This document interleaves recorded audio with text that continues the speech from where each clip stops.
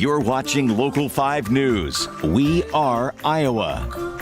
All right, everybody. So excited to introduce you to Urbandale Community Theaters. Their mission is to bring high-quality Broadway musicals to the community for people of all ages. And this summer, they are producing the musical Bye Bye Birdie. So joining us today, we have a couple of the performers as well as the president of the Urban Community Theater Board of Directors. That's Kevin Ullman. Great to see you, my friend. Thank you for being here. Also, Ashley Marie Rogers, thank you for being here. We get to meet each other today. All right. Bye Bye Birdie.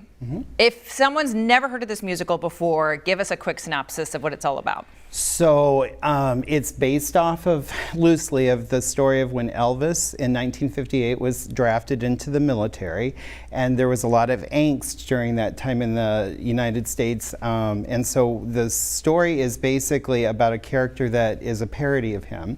And the character gets drafted, and so he and his agent and his agent's secretary decide to come up with this way to promote them before he goes into the military for, I don't know how long, but it's one last kiss that he's going to do. And so the one last kiss, he picks a fan out of the United States, and so they take this whole shebang to Sweet Apple, Ohio, this tiny little town, not unlike Iowa. Right. And all this angst ensues because there's this huge celebrity and there's a lot of stuff going on. The community doesn't know what to do with it. So yeah, but it's actually loosely based on Elvis's being drafted. Actually, yeah, that real life scenario. Yeah. Okay, so a lot of fun. What made you want to be a part of this production? Oh gosh, well, the part that I get to play in this show is actually written really low, which is where I love to sing. Not a whole lot of parts out there exists for women to sing quite that low, so that's been really fun. And then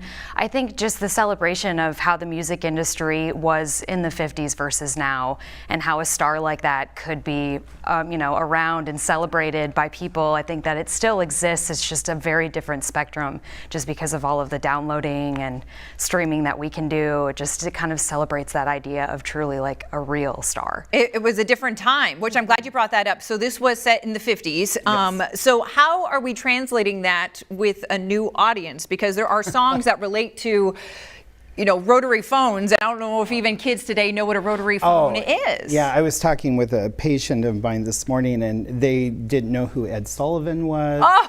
Or just some of the references. So it's been fun because the cast is a large cast, and a significant amount of the members are teenagers or very young adults. And so it's been interesting because we'll use certain phrases and they'll be like, what are you talking about? And our director, Barb Wagner, who is a veteran here in the area, she was in this show when she was a kid. And so it's been interesting having her kind of communicate to them about why we're doing it this way, and the clothing choices and the phrases that we actually use. So it's been fun to see them kind of develop that. And learn from that, a little bit of a history lesson, but at the same time, the themes of the show, they mean a lot even to today's audiences. Oh, absolutely. Yeah. And I think one of the interesting elements of this is that this is a time of transition for not just the community, but especially the McAfee family. And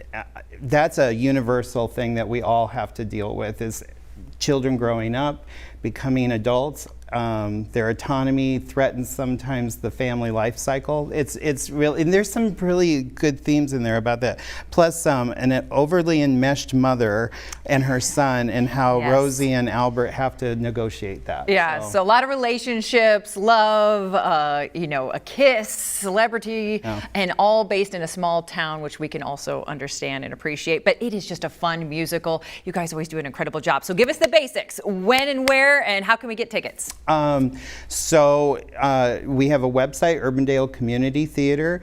It's got a link on there for the tickets. Opening night is Friday, July 22nd. We have Friday night, Saturday night performances, Sunday matinee. That will be that weekend, and then the following weekend, the last weekend in July. All right. So excited for this. Thank you both for joining us today. Thank you. It's a classic, but one that we still need to appreciate and love today.